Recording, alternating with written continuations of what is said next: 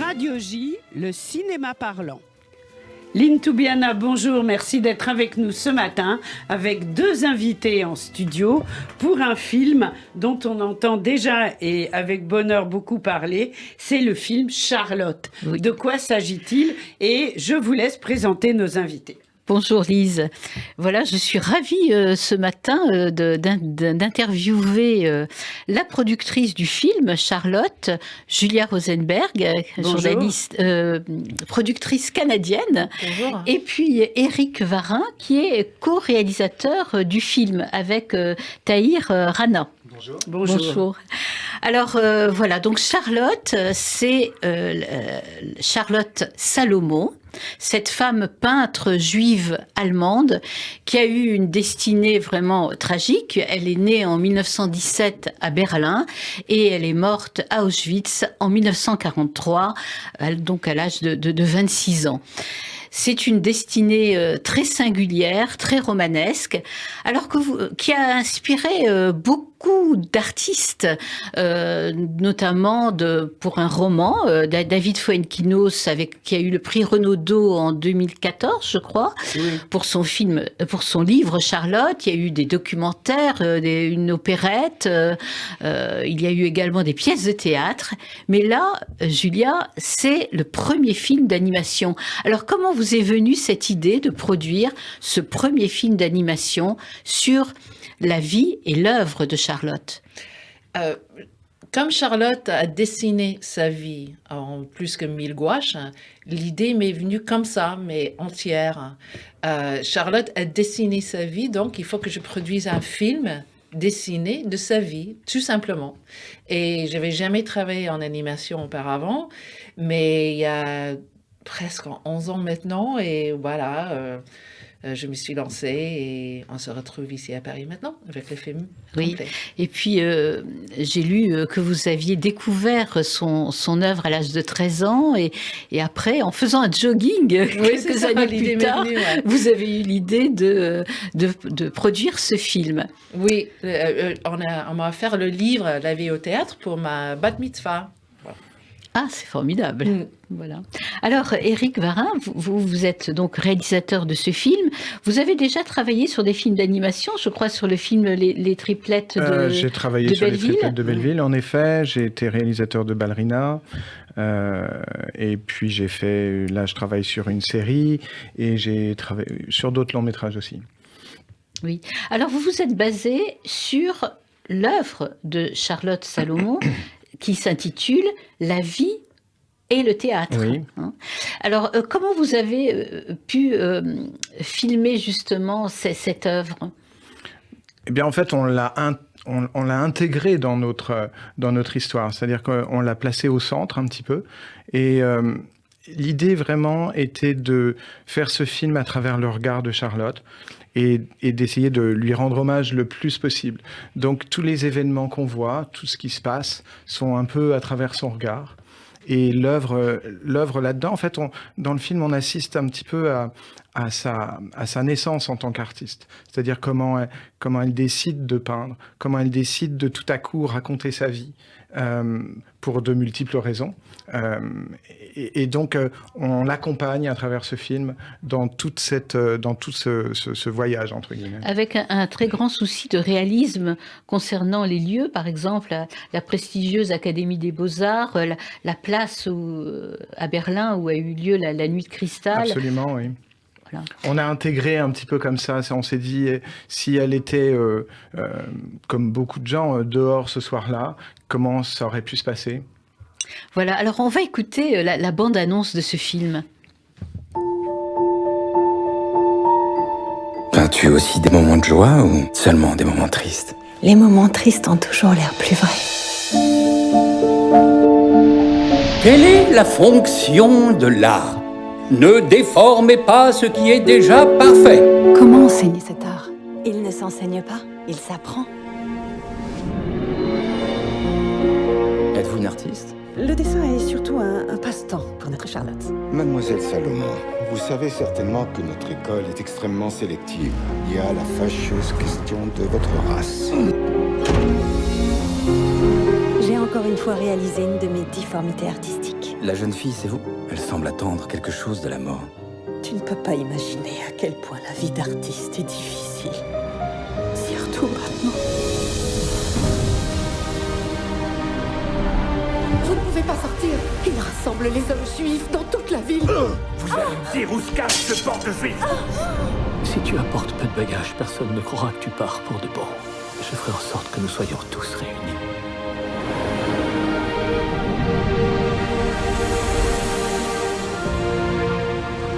Bonjour Charlotte, bienvenue en France.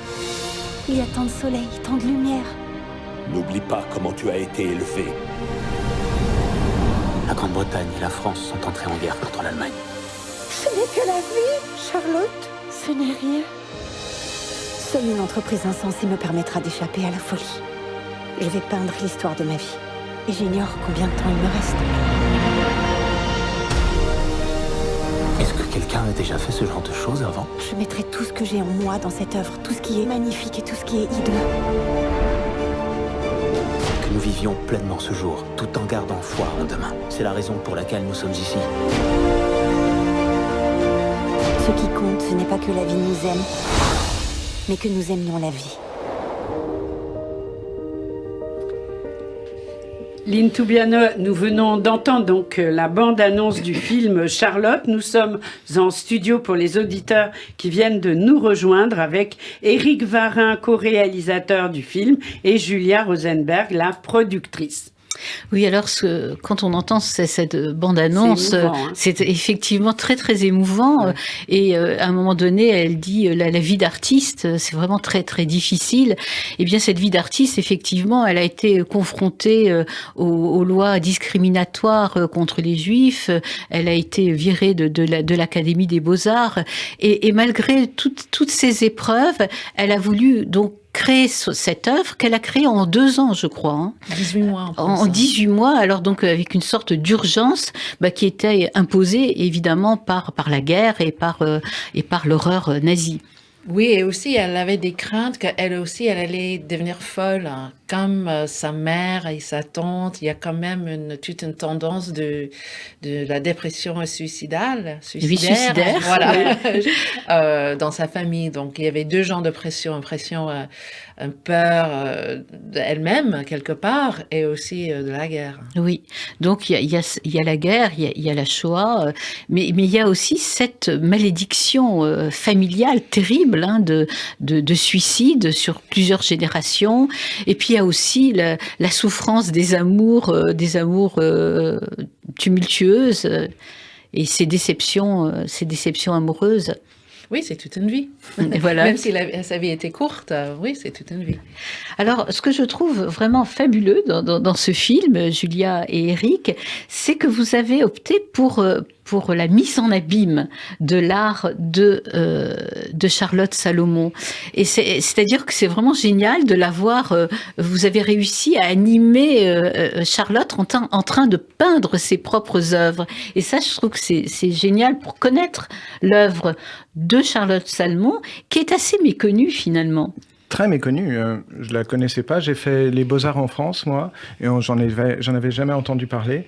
Et en lisant le scénario, c'est ainsi que j'ai commencé à connaître le peintre. Julia m'a après envoyé. On s'était pas encore rencontrés, mais on m'a envoyé un énorme livre avec toutes les peintures dedans, et ça m'a comme aspiré, et j'ai pu comme ça faire connaissance avec ce peintre, en effet. Oui, 700 peintures, je crois, des croquis près de aussi 1000, oui. avec texte, mais sans comment texte. Ils ont été conservés pendant la Shoah? Charlotte l'avait donné à un ami médecin à Villefranche-sur-Mer. D'accord. Et après-guerre, lui l'avait donné à Ottilie Moore, une Américaine qui avait hébergé donc Charlotte, des enfants juifs et les grands-parents. Puis le papa et la belle-mère de Charlotte, tous les deux, ont survécu la guerre à Amsterdam. Et Ottilie Moore, cette femme, a contacté les parents. Et les parents ont récupéré ses œuvres, à part quelques-uns qui sont maintenant à Yad Vashem à Jérusalem. Sinon, la collection se trouve au musée juif d'Amsterdam. Oui. Et ça leur a pris 15 ans avant qu'ils ont décidé de présenter ça au public. On parle de le traumatisme et le silence qui va souvent avec. Oui. Alors c'est effectivement une destinée tragique, très sombre, mais il y a quand même, et on l'a entendu dans la bande-annonce, de la lumière, de la vie. Hein, c'était une sorte de d'hymne à la vie, son œuvre et ce film. Et alors, elle ne voulait pas mettre de noir, par exemple. Non, dans sa peinture. Elle n'utilisait pas de noir, elle utilisait un bleu un peu foncé. C'est d'ailleurs un parti pris qu'on a pris aussi. On a essayé de respecter certaines choses qu'on pouvait trouver dans son travail. Après, évidemment, il y a d'autres choses parce que on a voulu donner de la couleur au film et puis utiliser la couleur. La partie allemande est beaucoup plus désaturée, la partie française est beaucoup plus flamboyante et riche en couleurs. C'est un élément tournant pour elle parce qu'elle va prendre sa décision une fois qu'elle arrivera en France de peindre sa vie pour essayer justement, comme on le disait tout à l'heure, de vaincre cette espèce de malédiction familiale, comme il l'appelle. Oui. Et d'ailleurs, on parlait de l'animation tout à l'heure et du dessin. Vous avez travaillé aussi avec des spécialistes belges de l'animation qui ont travaillé pour Harry Folman dans le film Valse avec Bachir ou Anne Frank. Oui, c'est un studio en Belgique, à Bruxelles, qui s'appelle Walking the Dog, et ils font beaucoup de longs métrages. Et moi, comme je n'avais jamais travaillé en animation auparavant, je voulais quand même m'associer avec un studio pour en profiter de leur expertise. Oui. Ils avaient travaillé sur les triplettes de Belleville aussi, d'ailleurs. Ah oui. C'est un film que j'ai adoré, je vous le dis. C'est pas parce que vous êtes là, mais ça fait partie de mes films. Mais tu n'es pas la seule, je crois. Et je ne suis pas la seule, voilà. Oui. À voir et revoir. Alors, il y a beaucoup de personnages forts dans ce film, évidemment. Charlotte Salmon en premier titre. Mais il y a aussi le personnage du grand-père, hein, qui est un personnage très, très dur, qui est un personnage terrible. Vous l'avez rendu vraiment de façon très soulignée dans sa dureté. Charlotte Salmon, en créant La vie au théâtre, a conçu un projet artistique, dans le sens que c'est pas un journal intime. Donc, je crois que par les règles dramaturgiques, elle aussi, elle voulait en faire un antagoniste. Donc, elle représente son grand-père de manière assez sévère. Il l'était peut-être, et peut-être il l'était pas. En appelant son livre La vie au théâtre, elle nous invite à poser des questions sur la représentation et la vérité quand même. Est-ce qu'on peut révéler comment est mort ce grand-père ? Si vous voulez. Hein. Oui. Alors allez-y. Moi, j'ai du mal à dire le mot avec mon accent, mais elle l'a empoisonné peut-être. Voilà, c'est ça. Donc, elle ajoute du véronal dans une omelette, et ce fait est venu au jour, au public, pendant le processus de scénarisation du film. C'était en 2017 qu'on a appris la possibilité. Sa belle-mère avait gardé des pages. À la fin du livre La vie au théâtre, ce n'est que les mots. Donc, sa belle-mère avait pris quelques pages où elle confessait cet acte. Puis finalement, Mais on sait pourquoi elle l'a empoisonné ? Ça reste un peu un mystère quand même. Nous, on a décidé de présenter ça avec deux possibilités, en fait. Hein. C'est ça, Rick. Oui, en fait... on peut le voir de plusieurs façons finalement, parce que est-ce qu'on a besoin d'une raison réellement, ou est-ce que c'est pas une suite d'événements ? Il faut remettre ça dans un contexte. Dans le film, on l'a mis dans ce contexte-là, et je vais en parler. Il vient de se faire agresser, et dans la rue, on sent que la folie monte un peu partout, et puis il est âgé, il est sur son lit, il est blessé terriblement, et là, il commence à divaguer un peu, et on comprend aussi qu'il appartient à un autre temps. Il le dit d'ailleurs. Il voudrait retrouver son Allemagne d'antan, et elle lui dit, mais l'Allemagne que tu as connue n'existe plus. Le monde que tu as connu n'existe plus. Et finalement, avec toute sa férocité, il la pousse, il l'invite et il la pousse à à créer, à se débarrasser de lui. Et à se débarrasser de lui. En tout fait, à fait. c'est souvent, on a souvent discuté avec Julia de comment on voyait ce film. Et ce qui est intéressant, c'est qu'on peut avoir plusieurs façons de le voir. Mais je disais souvent, pour moi, en tant que réalisateur, c'était un problème de choix. C'est sur le choix parce que Charlotte vit dans une famille bourgeoise où finalement il y a une espèce de, comme tout adolescent finalement, les parents voudraient nous pousser vers à droite ou à gauche, on le voit, sa belle-mère voudrait qu'elle soit couturière plutôt que le dessin n'est qu'un hobby pour elle après tout, et elle veut faire autre chose, elle veut devenir peintre et artiste, et finalement souvent on choisit ou on décide pour elle, et là quand elle part en France, on décide encore pour elle, et quand elle arrive en France, elle décide de peindre, et c'est une vraie décision. C'est un choix. C'est un choix. Et finalement, la mort du grand-père, il lui réussit à lui donner, à la pousser à faire ce choix. Finalement, une mort salutaire. Oui. Alors, il y a un autre personnage dans le film qui est celui de la musique. Personnage important. Alors, parlez-nous de ces choix musicaux. La musique était composée par un compositeur belge d'origine italienne qui s'appelle Michelino Bisceglia. On peut le trouver à Spotify et tout. Il a été sorti digitalement sur Sony. Oui, pour nous, c'était un des plus grands plaisirs, malgré le fait qu'on a dû collaborer pendant le Covid. Donc, on a fait des réunions par Zoom pour écouter des morceaux, pour les approuver, pour en discuter. Donc, ça, c'était quand même quelque chose. Mais Michelino avait trouvé, d'abord, il a dit que l'instrument pour Charlotte, c'est le violoncelle. Et il a composé un thème, même en lisant le scénario.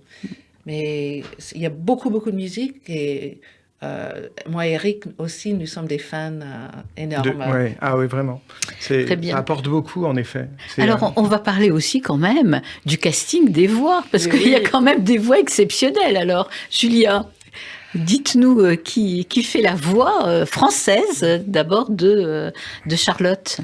C'est Marion Cotillard. Oui, s'il vous plaît. Oui, et c'est un peu grâce à Xavier Dolan et sa productrice Nancy Grant qui ont beaucoup collaboré quand même avec Marion. Mais comme toute personne, je pense aussi c'était comme ça avec Eric, c'était le scénario qui était extrêmement bien écrit et l'histoire de Charlotte qui a convaincu tout le monde de venir faire cette aventure avec nous. Oui. Alors, donc, cette œuvre, on l'a dit, se situe entre souffrance et hymne à la vie, entre drame et lumière. D'ailleurs, vous citez, après le générique, une phrase d'Edmond Desmond Tutu, qui dit que l'espoir, c'est être capable de voir qu'il y a de la lumière malgré toute l'obscurité. Et je trouve que vous avez rendu vraiment un hommage très lumineux à cet artiste. Merci. Merci beaucoup. Merci à vous, bravo. Voilà. On ira voir le film. Oui, vraiment, je le recommande à nos auditeurs. C'est vraiment un très, très beau film. Alors, on va écouter La vie d'artiste de Léo Ferré. De Léo Ferré, bien sûr, sur Radio J.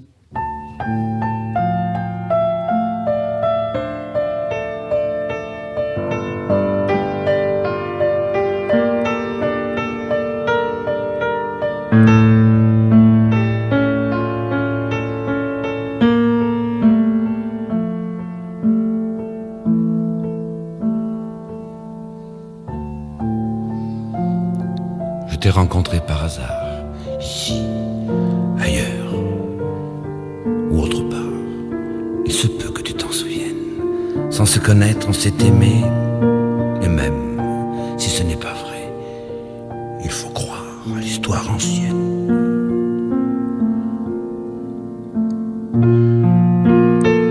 Je t'ai donné ce que j'avais, de quoi chanter, de quoi rêver, et tu croyais en ma bohème, mais...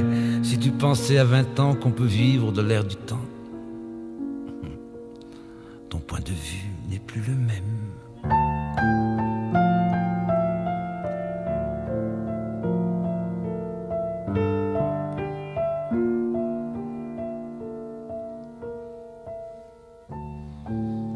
Cette fameuse fin du mois qui depuis connaît toi et moi nous revient 7 fois par semaine et nos soirées sans cinéma et mon succès qui ne vient pas et notre pitance incertaine.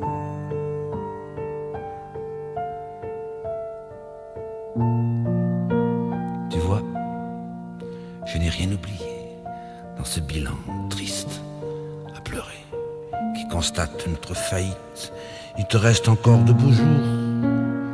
Profites-en, mon pauvre amour. Les belles années passent vite.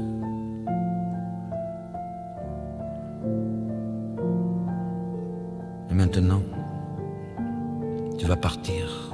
Tous les deux, nous allons vieillir, chacun pour soi. Comme c'est triste.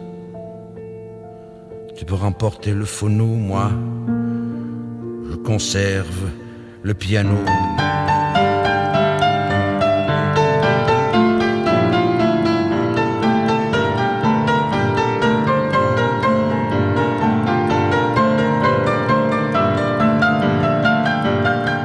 Je continue ma vie d'artiste plus tard, sans trop savoir pourquoi, un étranger. Voilà, Léo Ferré, La vie d'artiste. Merveilleuse chanson. Merveilleuse chanson, Lynn, et qui illustre bien Charlotte. Charlotte, un film, on va dire, on en parlait hors antenne, post-bar mitzvah et bat mitzvah. Oui. Donc, parce qu'il y a quand même des scènes absolument, un peu à partir dures, de 13-14 ans. À partir de 13-14 ans, ado sans problème. Et c'est un film qui sort aujourd'hui même, voilà, 9 novembre. Alors courez vraiment dans les salles pour voir ce film. Et puis la semaine prochaine, nous avons un autre invité. Ce sera en direct et... Gad Elmaleh, pour son film Reste un peu. Oui. Voilà. Merci beaucoup, Lynn. Merci à Éric Varin et Julia Rosenberg. Merci d'avoir été avec nous. Et on se quitte sur le joli générique de notre émission. Merci beaucoup. Merci, au revoir.